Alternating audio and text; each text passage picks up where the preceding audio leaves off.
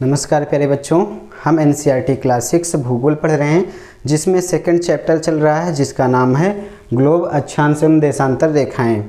बच्चों, अक्षांश एवं देशांतर रेखाओं को हमने पिछली क्लास में अच्छे से पढ़ा समझा। किस प्रकार से किसी स्थान के निर्धारण के लिए अक्षांश एवं देशांतर रेखाओं की ज़रूरत पड़ती है, अक्षांश रेखाओं से किस प्रकार पृथ्वी पर कटिबंध बनते हैं, उसको हमने सीखा समझा। आज की क्लास में हम देशांतर रेखा एवं समय के बारे में पढ़ेंगे। किस प्रकार से समय की जानकारी के लिए हमें देशांतर रेखाओं की जानकारी करनी पड़ती है, देशांतर रेखाओं के माध्यम से किस प्रकार हम समय की जानकारी प्राप्त करते हैं, हम इसको इस क्लास में सीखेंगे। बच्चों, ये आपको भारत का मानचित्र दिख रहा होगा, हमारे प्यारे देश भारत का। बच्चों, यहाँ पर आपको अरुणाचल प्रदेश राज्य है भारत का, यहाँ पर गुजरात का राज्य है। इस पूरब दिशा में अरुणाचल प्रदेश स्थित है, भारत का राज्य, पश्चिम में गुजरात स्थित है। बच्चों, आपको पता होगा कि मानचित्र में ऊपर की तरफ उत्तर दिशा होती है और नीचे की तरफ दक्षिण दिशा होती है। दाहिने साइड पूरब दिशा होती है, बाएं साइड पश्चिम दिशा होती है। तो बच्चों, अरुणाचल प्रदेश भारत का राज्य पूरब में है और गुजरात पश्चिम में है। तो जाहिर सी बात है बच्चों, आप बताइए कि यहाँ पर अरुणाचल प्रदेश में या गुजरात में कहाँ पर सूर्योदय यानी सवेरा कहाँ पर पहले होगा। बच्चों, जाहिर सी बात है कि अरुणाचल प्रदेश में सवेरा पहले होगा। क्यों पहले होगा? क्योंकि अरुणाचल प्रदेश पूरब दिशा में है। ठीक है बच्चों, हमने पिछली कक्षा में जाना था कि पृथ्वी पश्चिम से पूरब दिशा में घूमती है, पश्चिम से पूरब घूमती है, इसलिए सूर्योदय हमें पूरब दिशा में ही दिखाई पड़ता है और पूरब दिशा में होने के कारण अरुणाचल प्रदेश में पहले सूर्योदय होगा, फिर बाद में जाकर के गुजरात में सूर्योदय होगा। बच्चों, यहाँ प्रश्न बनता है, अगर अरुणाचल प्रदेश में सूर्योदय पहले होता है तो यहाँ पर मान लीजिए अगर सूर्योदय 5 बजे होता है तो यहाँ पर 5 पहले बजना चाहिए और उसके बाद 5 यहाँ पर बाद में बजना चाहिए। ठीक है, यहाँ पर 5 बाद में बजना चाहिए और यहाँ पर पहले बजना चाहिए, क्योंकि यहाँ पर पहले सवेरा हो रहा है और यहाँ पर बाद में सवेरा हो रहा है। बच्चों, लेकिन ऐसा नहीं है। आप जानते हैं कि यहाँ पर जितने बजे 5 बजता है उतने ही बजे गुजरात में भी 5 बजता है। अब यहाँ पर अरुणाचल प्रदेश के बच्चे जितने बजे स्कूल जाते हैं उतने बजे गुजरात के बच्चे भी स्कूल जाते हैं। ठीक है, यहाँ के लोग जितने बजे ऑफिस जाते हैं उतने बजे गुजरात के लोग भी ऑफिस जाते हैं। तो यहाँ पर जितना बजेगा उतना ही यहाँ पर भी बजेगा। लेकिन बच्चों, यहाँ पर पहले सवेरा हो जाता है और यहाँ पर बाद में सवेरा हो जाता है। यहाँ पर पहले शाम होती है, यहाँ पर बाद में शाम होती है। तो ऐसा क्यों होता है? लेकिन देखा जाए सही मायने में तो पहले यहाँ पर बजना चाहिए। तो बच्चों, इसी को हम आज की क्लास में अच्छे से सीखेंगे, कैसे समय का प्रबंधन किया गया है, समय का मैनेजमेंट किस प्रकार से किया गया हम सीखेंगे। स्थानीय समय क्या है और मानक समय क्या है, इन सब चीज़ों को सीखेंगे तो ये सारी चीज़ें हमें अच्छे से क्लियर हो जाएंगी। आइए बच्चों, थोड़ा सा यहाँ बात करते हैं विश्व के संदर्भ में जो है। पहले थोड़ा सा हम देशांतर रेखाओं को समझ लेते हैं क्या है। बच्चों, ये मान लीजिए हमारा ग्लोब है। ठीक है, ये हमारी पृथ्वी है।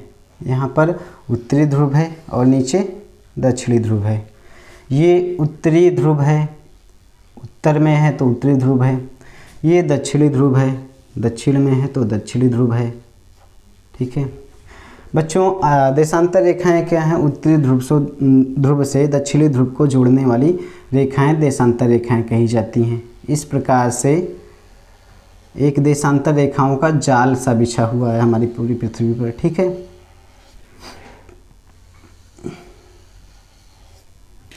तो इस प्रकार से देशांतर रेखाएं पृथ्वी को उत्तरी ध्रुव से दक्षिणी ध्रुव को मिलाती हैं और एक बड़े वृत्त का निर्माण करती हैं।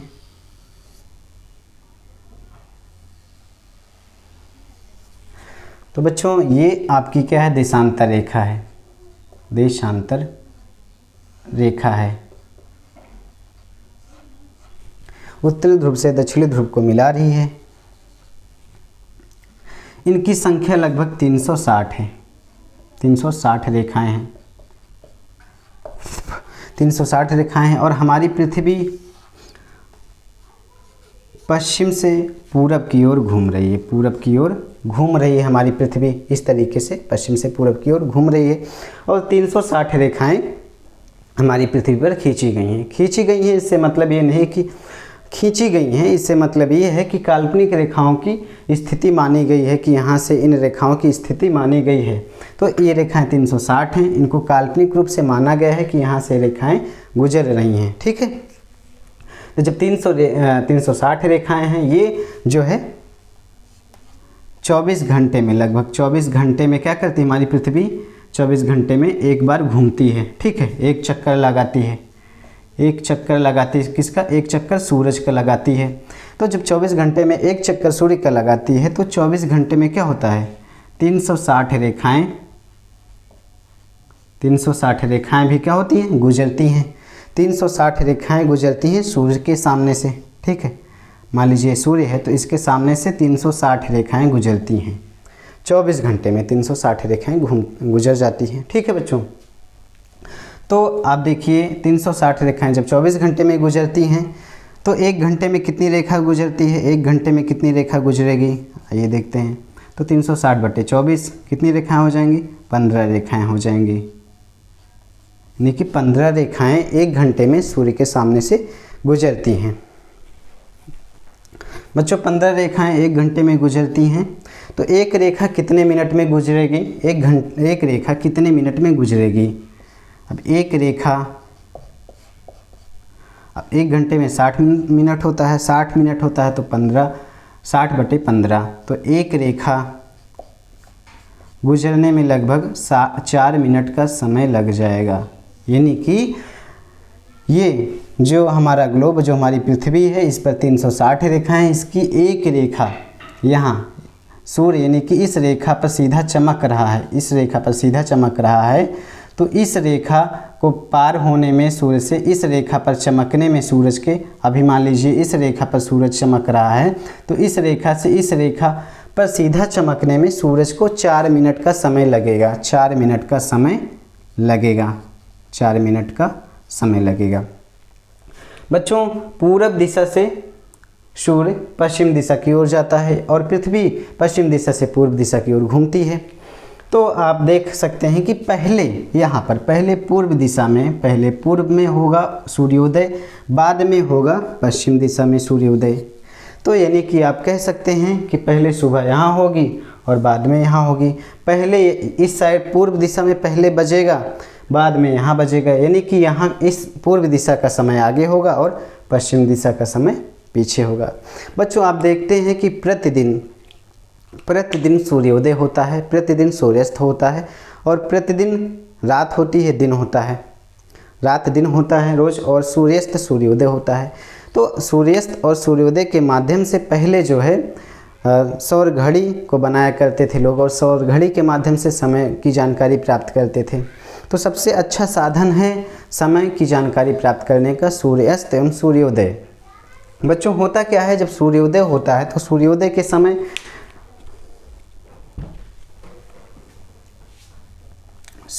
के समय आप देखेंगे कि सूर्योदय के समय, मान लीजिए ये एक स्तंभ है, तो इस सूर्योदय के समय छाया सबसे लंबी होती है, छाया सबसे लंबी होती है।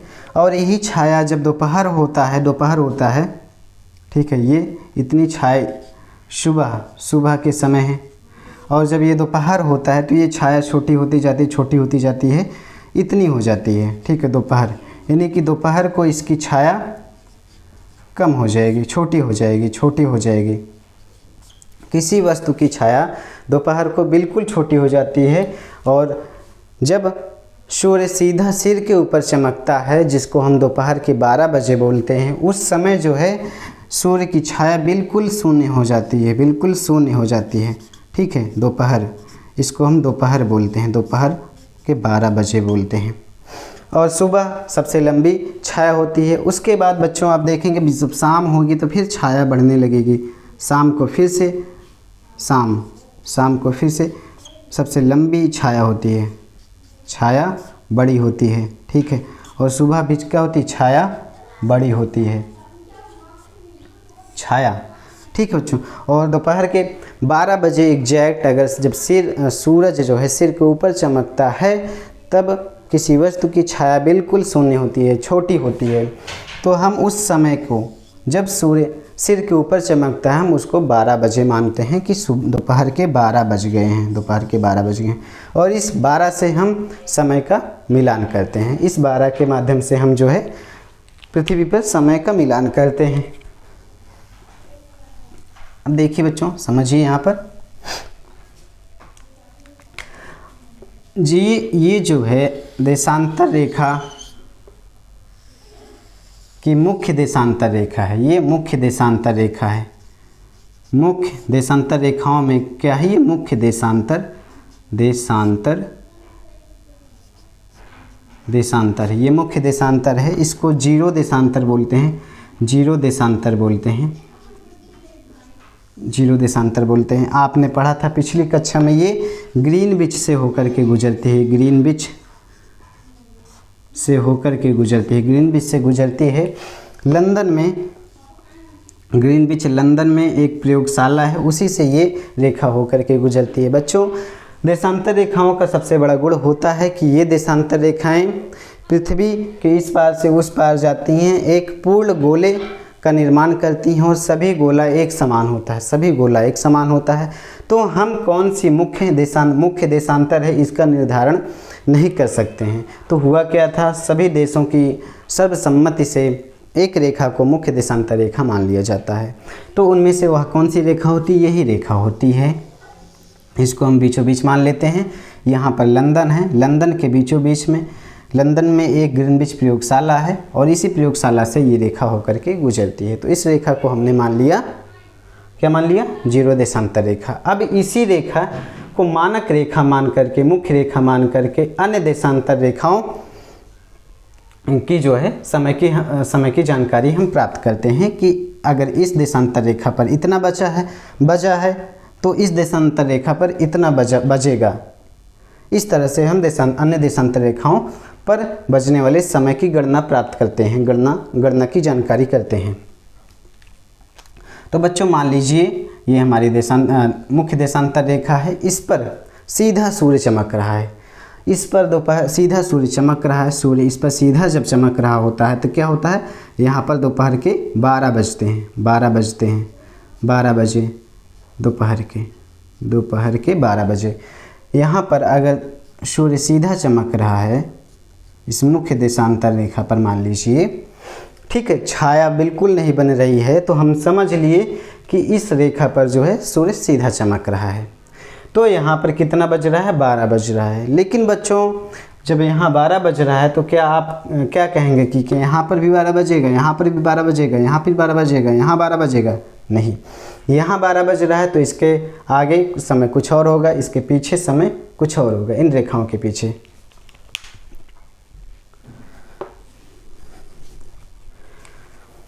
बच्चों, ये मान लीजिए जीरो रेखा है, फिर ये एक रेखा है, ये मान लीजिए जीरो है, ये मुख्य देशांतर रेखा पर। तो मान लीजिए ये रेखा है 15, ये है 30, ये है 45, 15 देशांतर, 30 देशांतर, 45 देशांतर, 15 देशांतर, 30 देशांतर, 45 देशांतर। तो बच्चों, माना कि 15, यहाँ पर जब जीरो पर 12 बज रहा है तो 15 डिग्री देशांतर पर कितना बज रहा होगा, 15 डिग्री देशांतर पर कितना बज रहा होगा? बच्चों, अभी आपने सीखा कि एक रेखा पार करने में 4 मिनट का समय लगता है। तो 15 रेखाएं पार करने में कितना समय लगेगा? 15 × 4, 15 चौको 60, 60 मिनट का समय लगेगा। 60 मिनट मतलब 1 घंटे, 1 घंटे का समय लगेगा। तो बच्चों, यहाँ पर कितना बज रहा होगा, यहाँ पर कितना बज रहा होगा इस 15 देशांतर पर? यहाँ पर 11 बज रहा होगा, 11 बजे होंगे यहाँ पर। 11 क्यों बजे होंगे? क्योंकि आपने अभी सीखा, यहाँ पर 1 बजे होंगे, यहाँ पर 1 बजे होंगे, क्योंकि आपने सीखा कि पूरब से पूरब से सूरज पश्चिम की तरफ जाता है, ठीक है। यानी कि पृथ्वी जो है, पृथ्वी पश्चिम से पूरब की तरफ घूमती है, सूरज पूरब से पश्चिम की तरफ जाता है। तो ये पूरब है, तो पूर्व में पहले बजेगा, यहाँ पर पहले बजेगा इस साइड में, इस देशांतर रेखा के इस तरफ, यानी पूर्वी गोलार्ध में पहले बजेगा, ठीक है। और यहाँ पर बाद में बजेगा, ठीक है, यहाँ पर बाद में बजेगा और यहाँ पे पहले बजेगा। यानी कि यहाँ आगे समय आगे होगा, आगे होगा, क्या होगा, समय होगा, आगे होगा समय, और यहाँ पर समय पीछे होगा। यानी कि पहले इस रेखा पर 1 बजेगा, यानी कि इस रेखा पर पहले 12 बजा होगा, तब जाकर यहाँ पर सूरज आया। यानी कि पहले इस रेखा पर सूरज की स्थिति रही होगी, इसके बाद इस रेखा पर सूरज की स्थिति वर्तमान में बनी। तो यहाँ पर जब यहाँ आ गया 15 रेखा पार करके, तो यहाँ पर 1 बज चुका है और यहाँ पर 12 बज रहा है। अब इसी प्रकार हम 15 देशांतर, ये तो पूरब वाला है, ये तो 15 देशांतर पूरब, ठीक है। इस साइड की देशांतर रेखाओं को लिखते समय 15 देशांतर पूरब लिखेंगे और यहाँ पर 15 देशांतर पश्चिम लिखेंगे। तो 15 देशांतर पश्चिम पर कितना बजेगा, 15 देशांतर पश्चिम पर बजेगा 15 × 4, 60 मिनट हो गया। तो यहाँ पर क्या बजेगा, यानी 1 घंटे। यहाँ पर कितना बज रहा है, यहाँ पर बज रहा है 11 बज रहा है, ठीक है। यहाँ पर 12 बजा, यहाँ पर 11 बज रहा है, ठीक है। 1 घंटे बाद यहाँ पर 12 बज जाएगा, ठीक है। अभी यहाँ पर 11 बज रहा है वर्तमान में, यहाँ 12 बज रहा है, यहाँ 1 बज रहा है, ठीक है। और यहाँ पर 2 बज रहा है, यहाँ 3 बज रहा है, यहाँ 4 बज रहा है।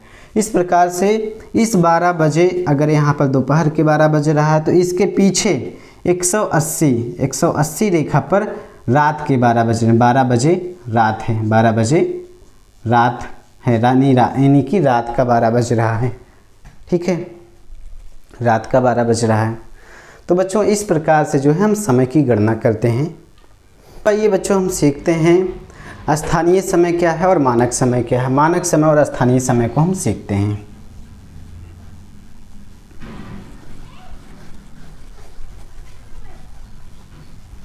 और स्थानीय समय और मानक समय को सीखने के बाद हम समझेंगे, अपने भारत देश में वापस आएंगे और समझेंगे यहाँ की स्थिति किस प्रकार से।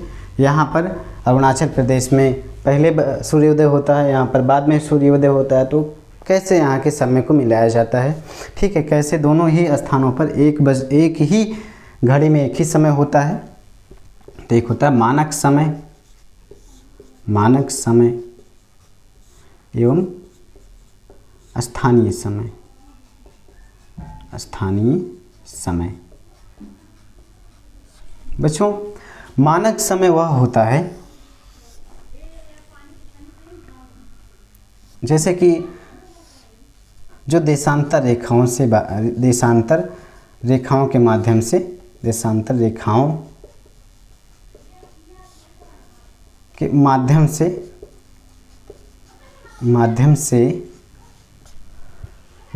रेखाओं के माध्यम से ये मानक समय, ठीक है, ज्ञात किया जाता है, ज्ञात करते हैं, किया जाता है। स्थानीय समय क्या है? स्थानीय समय सूर्य की स्थिति के आधार पर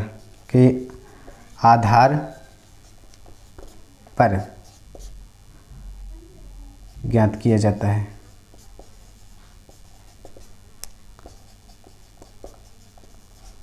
ये स्थानीय समय, सूर्य की स्थिति के आधार पर हम स्थानीय समय की जानकारी प्राप्त करते हैं। जैसे कि अगर अरुणाचल प्रदेश में सूर्योदय पहले होता है तो यहाँ पर समय पहले 5 सुबह के पहले बजेंगे।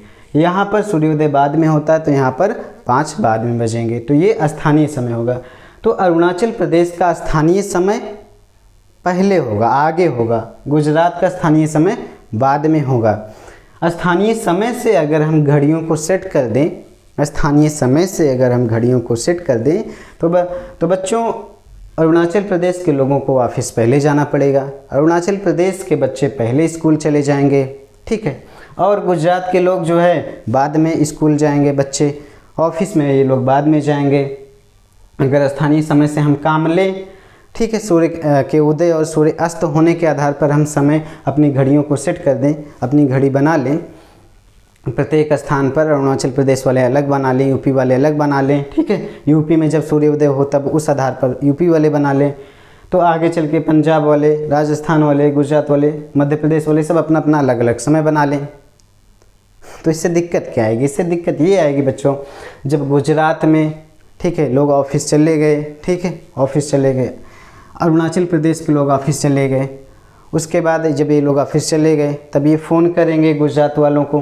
मान लीजिए गुजरात में भी ऑफिस है, ठीक है, अरुणाचल प्रदेश में किसी कंपनी का ऑफिस है, एक ही कंपनी का ऑफिस है, तो यहाँ के लोग जब ऑफिस चले गए तो जब फ़ोन करेंगे अगर गुजरात के लोगों को, ठीक है, तो वो लोग जो है घर पर ही होंगे। गुजरात में स्थित किसी ऑफिस में अगर फ़ोन करेंगे तो उस ऑफिस में बेल तो बजेगी लेकिन उठाने वाला कोई नहीं होगा, क्योंकि सारे लोग घर पे अभी हैं, अभी वो नहा रहे हैं, तैयार हो रहे हैं, कोई रास्ते में है, अभी ऑफिस की ओर निकले ही हैं और यहाँ पर लोग पहुँच चुके हैं ऑफिस, क्योंकि यहाँ पर 10 पहले बज गया है, यहाँ पर 10 बज गया, ठीक है, पहले बज गया, और यहाँ पर 8 ही बज रहा है, यहाँ पर 8 ही बज रहा है। क्यों?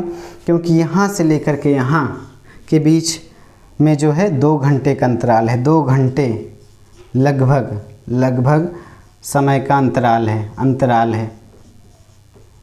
2 घंटे का अंतराल है। 2 घंटे का अंतराल क्यों है बच्चों? 2 घंटे का अंतराल इसलिए है क्योंकि यहाँ से लेकर के यहाँ के बीच में लगभग 30 देशांतर रेखाएं जो देशांतर हैं गुजरती है, ठीक है, यहाँ से लेकर यहाँ के बीच में 30 देशांतर रेखाएं हैं जो गुजरती हैं, और 30 देशांतर रेखाओं को पार करने में लगभग 2 घंटे का समय लग जाता है। तो बच्चों जब 2 घंटे का समय लग जाता है तो इस समस्या के समाधान के लिए क्या किया गया? इस समस्या के समाधान के लिए भारत के बीचों बीच से जो रेखा गुजरती है, बीचों बीच से जो देशांतर रेखा गुजरती है, इस देशांतर रेखा पर जितना बचता है, इस देशांतर रेखा पर जितना बचता है उसी समय को यहाँ भी गुजरात में मान लिया जाता है, उसी समय को अरुणाचल प्रदेश में मान लिया जाता है। यहाँ पर जो समय बज रहा है उसी समय को पूरे भारत की घड़ियों में सेट कर दिया जाता है, ठीक है। जैसे यहाँ से कौन सी रेखा गुजरती है? यहाँ से 82.5 देशांतर गुजरती है, ठीक है बच्चों। यहाँ से रेखा गुजरती है 97 डिग्री टू 5 मिनट रेखा गुजरती है। यहाँ से 68 डिग्री 7 मिनट गुजरती है, ठीक है, 7 मिनट गुजरती है। तो यहाँ से 82.5 गुजरती है बच्चों। तो 82.5 पर जो समय है, यहाँ पर जो समय है, इसी समय को पूरे देश में जो है लागू कर दिया जाता है। तो यहाँ पर 82.5 पर मान लीजिए यहाँ पर अगर यहाँ पर मान लीजिए आपका जीरो रेखा है, मान लीजिए यहाँ पर, ठीक है, और जीरो रेखा यहाँ पर है, तो यहाँ से यहाँ पर आने में, ठीक है, यहाँ पर 82.5 ये 82.5 रेखा है, ठीक है, 82.5 रेखा है। तो जीरो रेखा से लेकर के 82.5 तक जाने में कितनी रेखाएं पार करना पड़ा? कितनी रेखाओं को पार करना पड़ा? कितनी रेखाएं मिली? लगभग 82.5 रेखाएं मिली, 82.5 रेखाएं मिली। अब 82.5 रेखाएं मिली तो 82.5 रेखाएं मिली, तो अगर यहाँ पर 12 बज रहा है, यहाँ पर 12 बज रहा है, ठीक है, यहाँ पर 12 बजे हैं, तो भारत में कितना बजेगा? अगर ग्रीनविच पर, ये मान लीजिए ग्रीनविच आपकी है मुख्य रेखा, ठीक है, ये मुख्य रेखा है, जीरो रेखा है, तो यहाँ पर कितना बजेगा? यहाँ पर 12 बज रहे हैं, तो यहाँ पर कितना बजेगा? 82.5 रेखा ये है, 82.5 रेखाएं यहाँ से यहाँ तक हैं, तो 82.5 गुणे कितना होगा? 4 होगा। एक रेखा पार करने में 4 मिनट का समय लग रहा है, तो बराबर कितना हो गया? 4 दूनी 8, 24, 4 दूनी 8, 10, 32, 33, ठीक है, कितना हो गया? यानी कि 330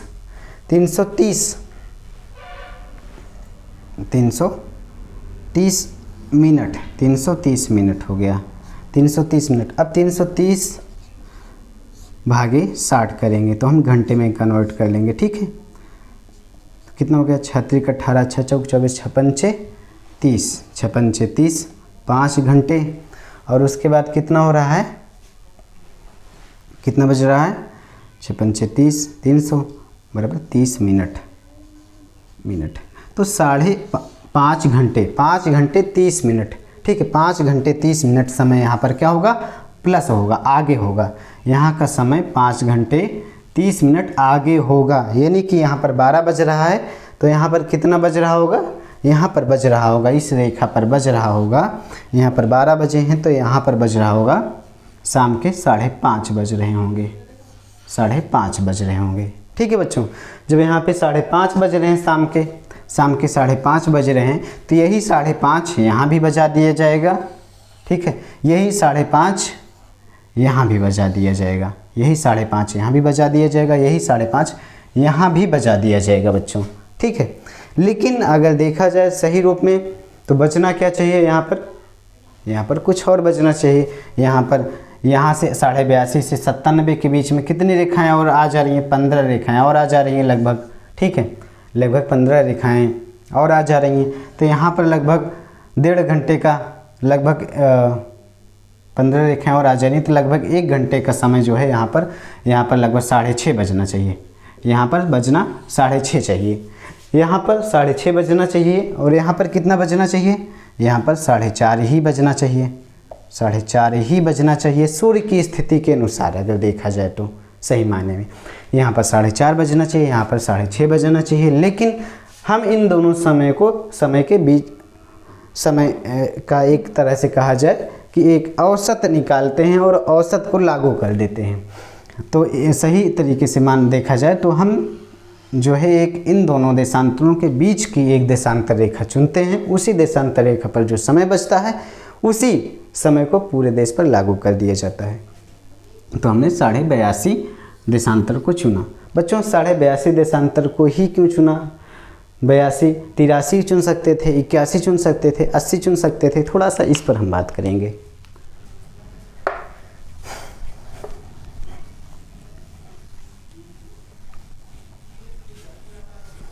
बच्चों 82.5 देशांतर को ही मानक समय क्यों माना गया, ये भारत का मानक समय है। 82.5 देशांतर रेखा भारत का मानक समय है। ये ऐसा क्यों माना गया, इसी 82.5 को ही क्यों माना गया, 83 को क्यों नहीं मान लिया गया, या 82 को ही क्यों नहीं मान लिया गया। बच्चों बात ये है कि जब 15 देशांतर रेखा यानी कि 15 रेखा पार करने में कितना लगता है, 1 घंटे का समय लगता है, 1 घंटे का समय लगता है, ठीक है। और 7.5 रेखा पार करने में कितना समय लगेगा, 30 मिनट का समय लगेगा, 30 मिनट का समय लगेगा। बच्चों हम 15 या तो 15 के गुणज में रेखाओं को मानक रेखा चुनते हैं, या तो 7.5 के गुणज में, 7.5 के गुणज में देशांतर रेखाओं का, किसी देश की देशांतर रेखा का चुनाव किया जाता है, क्योंकि इससे जो है समय की गणना करने में आसानी होती है। तो हम 15 के ही गुणज में क्यों नहीं कर लेते, क्योंकि बच्चों भारत तो एक बड़ा देश है, इसके बीचों बीच से 30 रेखाएं होकर गुजरती हैं। लेकिन बहुत सारे ऐसे देश हैं, जैसे यूरोप में बहुत छोटे छोटे देश हैं, जिन देशों से सिर्फ 10 ही देशांतर, मान लीजिए 10 गुजरती है, 11 गुजरती है, 12 गुजरती है, या छोटे छोटे देश हैं, तो वहाँ पर जो है 7.5 के गुणज में जो है क्या किया जाता है, देशांतर रेखाओं को मानक देशांतर रेखा माना जाता है। 82.5 आप देख सकते हैं, 82.5 जो है, इसलिए 7.5 के गुणज में चुना जाता है। 82.5 आपका 7.5 के गुणज में है। 7.5 से अगर हम इसका भाग कर देते हैं, 7.5 से 82.5 का 7.5 से अगर हम भाग कर देते हैं तो ये कट जाएगा, ठीक है, ये भाग पूरा डिवाइड हो जाएगा, कट जाएगा। तो इसलिए हम 82.5 को ही मानक देशांतर रेखा मानते हैं, ठीक है बच्चों।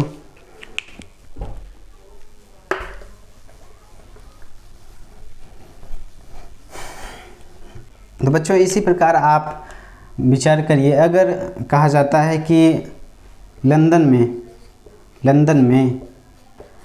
में दोपहर 2 बजे क्रिकेट शुरू हुआ, लंदन में दोपहर 2 बजे क्रिकेट शुरू हुआ, तो भारत में कितने बजे क्रिकेट शुरू होगा। लंदन में दोपहर 2 बजे क्रिकेट शुरू हुआ, ठीक है, शुरू हुआ। तो भारत में कितने बजे शुरू होगा? भारत में कितने बजे क्रिकेट शुरू होगा? बच्चों इसकी जानकारी आप कैसे प्राप्त करेंगे? लंदन 0 डिग्री पर स्थित है, 0 डिग्री पर स्थित है। और वहाँ से जब भारत आएंगे तो भारत कितने पर स्थित है? 82.5 पर स्थित है, 82.5। तो लंदन से भारत तक आने में 82.5 रेखाओं को पार करना पड़ेगा। और 82.5 गुणे 4 अगर करते हैं तो 5.5 घंटे, 5.5 घंटे समय आगे होगा, समय आगे होगा। यानी कि यहाँ पर अगर 2 बजे शुरू हो रहा है तो भारत में कितने बजे शुरू होगा मैच? 7:30 बजे मैच शुरू होगा, बजे शाम को मैच शुरू होगा। ठीक है बच्चों, अगर यही चीज़ अगर पश्चिम में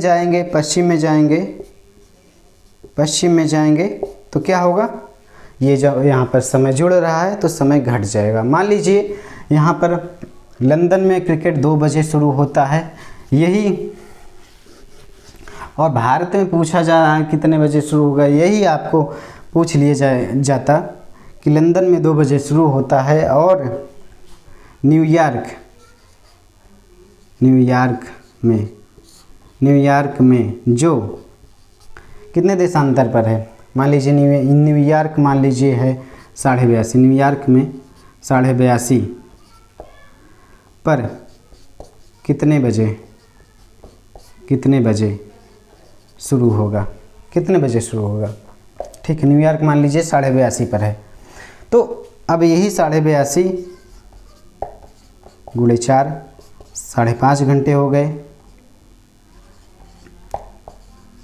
5.5 घंटे हो गए। तो क्या होगा? 12 से पीछे आ जाएंगे, अगर ये घड़ी है, यहाँ पर 12 बज रहा है, यहाँ पर 3, यहाँ पर 6, यहाँ पर 9, तो हम अभी 2, यहाँ पर 2 बज रहा था, यहाँ पर 1, 2, 4, 5, 7, 8, 10, 11। तो अभी 2 बजे यहाँ क्रिकेट शुरू हुआ था लंदन में, तो यहाँ पर 7:30 बजे भारत में शुरू हुआ था, यहाँ पर भारत में, ठीक है, ये भारत में, और ये क्या है? ये लंदन है, तो देखिए अमेरिका में न्यूयॉर्क में कितने बजे शुरू होगा? तो 2 बजे यहाँ शुरू हुआ, तो पीछे आ जाइए 5.5 घंटे। तो कितने बजे? 1 घंटे, 2 घंटे, 3 घंटे, 4 घंटे, 5 घंटे। उसके बाद यहाँ पर आ जाइए, यहाँ पर 82.5 न्यूयॉर्क में क्रिकेट होगा। कितने बजे? सुबह के 8:30 बजे। सुबह के कितना बज रहा होगा यहाँ पे? सुबह का 8:30 बजे। कितना? मॉर्निंग, सुबह। ठीक है, भारत में कितना बज रहा होगा? भारत में 7:30 शाम। वही क्रिकेट भारत में 7:30 बजे शाम को शुरू होगा और अमेरिका में जा कर के मॉर्निंग में 8:30 बजे शुरू होगा, और वही लंदन में दोपहर के 2 बजे शुरू होगा। बच्चों, आपने सीखा कि देशांतर रेखा से किस प्रकार समय की जानकारी प्राप्त करते हैं। तो आज की क्लास हम यहीं पर ख़त्म करेंगे। मिलेंगे किसी अन्य दिन किसी नई क्लास के साथ। Thank you.